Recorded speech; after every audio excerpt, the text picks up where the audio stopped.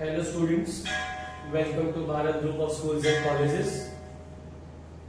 I am Arif sir. Today, last lecture of economics chapter number 3. Chapter का name demand analysis. अभी तक बच्चे लोग ये चैप्टर में हमने डिमांड पढ़ लिया, साथ ही साथ हमने ये चैप्टर में टाइप्स ऑफ डिमांड को डिस्कस किया। टाइप्स ऑफ डिमांड के बाद लॉ ऑफ डिमांड को डिस्कस किया, डिटर्मिनेंट्स ऑफ डिमांड को डिस्कस कर लिया। अब एक last part of the topic बचा है बच्चा, वेरिएशंस इन डिमांड।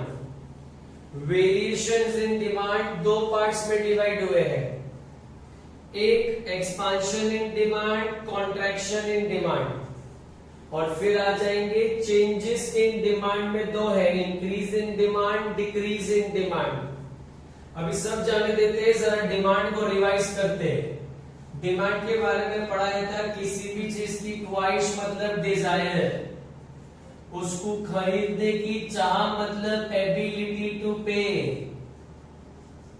और उसको खरीद लेना मतलब willingness to buy. In economics demand जब ही बनेगी जब किसी चीज की ख्वाहिश होगी, उसको लेने की चाह होगी और उसको लेने के लिए पैसे होंगे, तो इकोनॉमिक्स में वो डिमांड बन जाएगा। हमने ये भी पढ़ा कि डिमांड बहुत सारे चीजों की वजह से चेंज हो सकती है। सबसे पहले डिमांड चेंज होती है प्राइस की वजह से, फिर कुछ फैक्टर्स मैंने लिखे हैं, इनकम की वजह से डिमांड चेंज होती है, टेस्ट हैबिट्स की वजह से, चॉइस की वजह से, प्रेफरेंस की वजह से, मान लीजिए भाई सब्स्टिट्यूट्स की वजह से, कॉम्प्लीमेंट्री की वजह से। ये सब मेरे डिमांड के कौन है? डिटरमिनेंट्स है। ये लोग डिमांड को इंक्रीज भी कर सकते हैं, डिमांड को डिक्रीज भी कर सकते हैं। ये सारे चेंजेस है। अब इसी को लेकर एक कंसेप्ट बना है, पहला आता है वेरिएशन इन डिमांड। ये दो पार्ट्स में डिवाइड हुआ है, expansion in demand, contraction in demand. बहुत सिंपल कर देता हूं, यहां पर सिर्फ और सिर्फ प्राइस चेंज होगा, बाकी सारे other factors like income, taste, habits, choice, preference constant रहेंगे, और यू कैन से अनचेंज रहेंगे। कैसे समझेंगे? When a change in price alone, when a change in price alone leads to the rise and fall in demand, it is called variation in demand. Other factors remaining what बचा? Constant. दोबारा समझो, when a change in price alone, लिख भी देता हूं, सिर्फ price change हो रहा है, बाकी सारे फैक्टर कांस्टेंट चल रहे हैं, ना इंक्रीज हो रहे ना डिक्रीज हो रहे, ना इंक्रीज हो रहे ना डिक्रीज हो रहे, उसको हम लोग बोलेंगे वेरिएशन इन डिमांड। अब कैसे पढ़ेंगे? मान लीजिए प्राइस फॉल हुआ, ऑब्वियस बात है डिमांड राइज होगी, उसको बोलेंगे एक्सपांशन इन डिमांड। क्या बोलेंगे? Expansion in demand. Due to fall in price, rise in demand. मान लीजिए भाई यहां जब प्राइस राइज हुआ, यहां डिमांड क्या हो जाएगी? फॉल। इसको क्या बोलेंगे? Contraction in demand. देख बच्चा, एक बार डिमांड बढ़ गई तो एक्सपांशन, एक बार डिमांड कम हो गई तो कॉन्ट्रैक्शन, लेकिन दोनों बार बढ़ने और कम होने की वजह अकेला कौन है? प्राइस। बाकी सारे फैक्टर में इनकम, टेस्ट, प्रेफरेंस सबको क्या कर देने का? कांस्टेंट कर देने का। अब अपन वो डिमांड कर्व देखो, नॉर्मली बनाते आ रहे हैं ना इतने दिनों से। कैसे बना रहे हैं? यहां बना देता हूं मैं, एक्स एक्सेस और Y axis downward sloping curve ही रहेगा आपका। आपको चाहिए तो दो डिमांड कर्व बता दो, डी डी, D1 D1। यहां पे आप क्वांटिटी डिमांड शो कर देंगे, टेक्स्ट बुक में देखना, यहां प्राइस शो कर देंगे। In case of expansion in demand और कॉन्ट्रैक्शन इन डिमांड, कुछ भी रहे भाई, whether it is expansion, whether it is contraction in demand. मैं एक चीज बहुत क्लियरली बोल दूं, एक्सपांशन हो या कॉन्ट्रैक्शन हो, हम सिर्फ और सिर्फ प्राइस के बारे में सोचेंगे। प्राइस बढ़ेगा तो डिमांड कम हो जाएगी, दैट इज एक्सपांशन। प्राइस कम, sorry that is contraction. Price कम होगा तो डिमांड बढ़ जाएगी, that is expansion. Other factors remaining constant. Variation में दो आ गए, एक्सपांशन और कॉन्ट्रैक्शन। चलो आ जाओ, चेंजेस इन डिमांड, इसमें भी दो है, increase in demand, decrease in demand. बहुत सिंपल कर देता हूं, यहां पर प्राइस बोलेगा मैं कांस्टेंट हो गया और अदर फैक्टर्स चेंज हो जाएंगे।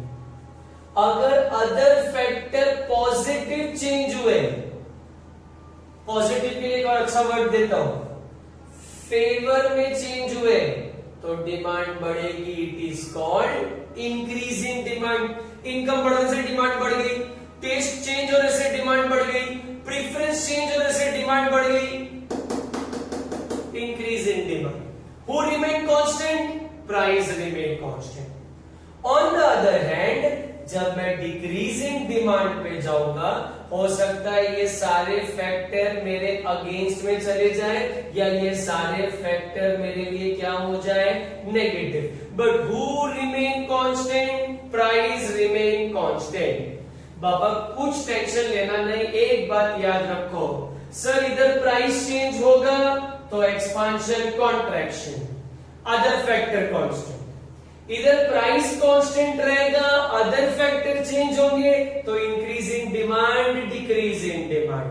फेवर में चले गए तो इंक्रीज इन डिमांड, अगेंस्ट में चले गए तो डिक्रीज इन डिमांड। दोबारा पूरी कहानी सुनो बेटा।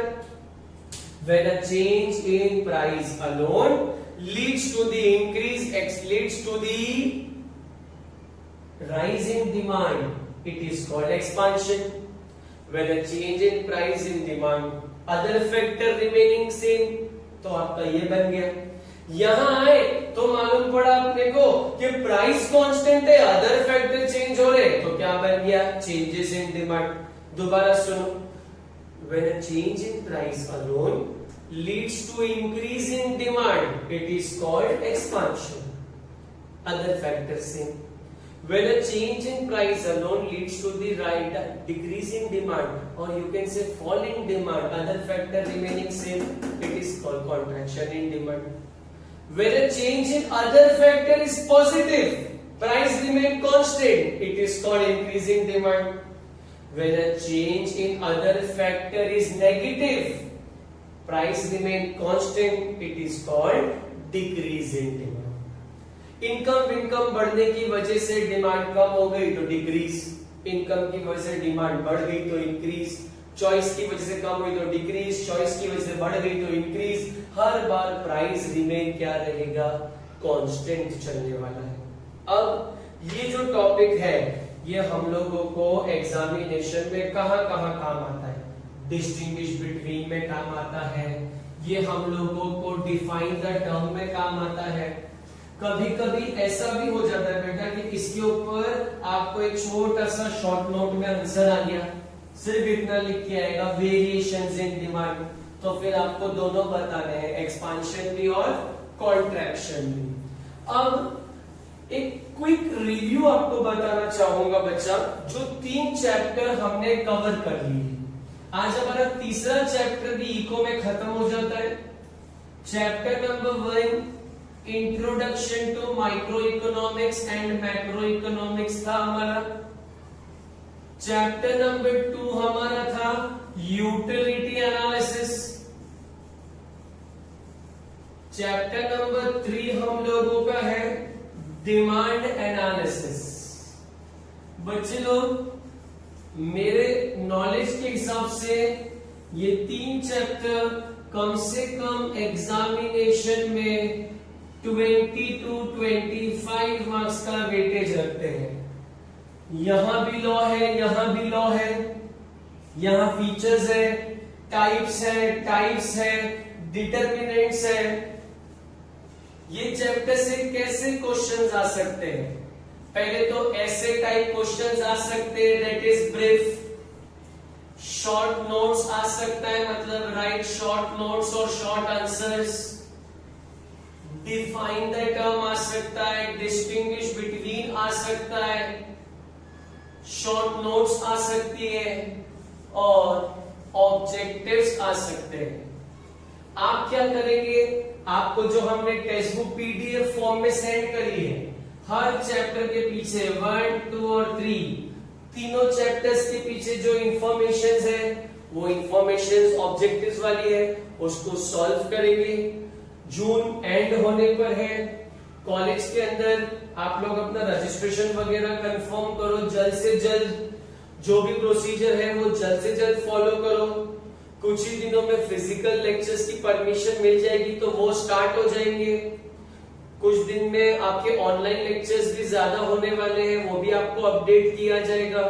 जिन भी बच्चों ने 1200 रुपीज पे करके रजिस्ट्रेशन नहीं किया है वो इम्पोर्टेंट है, वो कर लो। कॉलेज ऑफिस 9 to 1 खुली रहती है, ओपन है 9 o'clock to 2 o'clock या 1 o'clock, Monday to Friday. Non teaching staff आपको मिलेगा, जाकर अपना एडमिशन कंफर्म करो। जाना पॉसिबल नहीं है, ऑनलाइन ऑप्शन भी रखा है हमने, वो फॉलो करो। अब ये 3 चैप्टर के बाद हम जो नेक्स्ट चैप्टर पे जाएंगे वो चैप्टर 3 का बी पार्ट होगा, one of the difficult chapter, elasticity of demand. Next lecture में हम लोग वो स्टार्ट करेंगे। ये 3 चैप्टर को आप अच्छे से स्टडी करेंगे घर पर। एग्जामिनेशंस, अभी टेस्ट वगैरह आप घर पर भी दे सकते हो। इफ यू वांट, आप घर पर कोई टेस्ट लिखो, उसका पिक क्लिक करके आप मुझे पर्सनल में व्हाट्सएप करो, मैं आपको आंसर मार्क्स बता दूंगा उसके। एक अल्टरनेटिव ये है। दूसरा, घर में अगर आपके कोई भाई बहन या पेरेंट्स है जो पढ़ चुके हैं, एजुकेटेड है, पहले से जानते हैं सब्जेक्ट को, आप उनसे चेक करा लो। अदरवाइज आप writing speed, reading speed improve करो।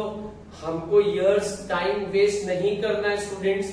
कभी भी गवर्नमेंट से नोटिफिकेशन आएगा और फिजिकल क्लासरूम्स ओपन हो जाएंगे। Till then stay home, stay safe and pray as soon as situation normal हो जाए। Thank you.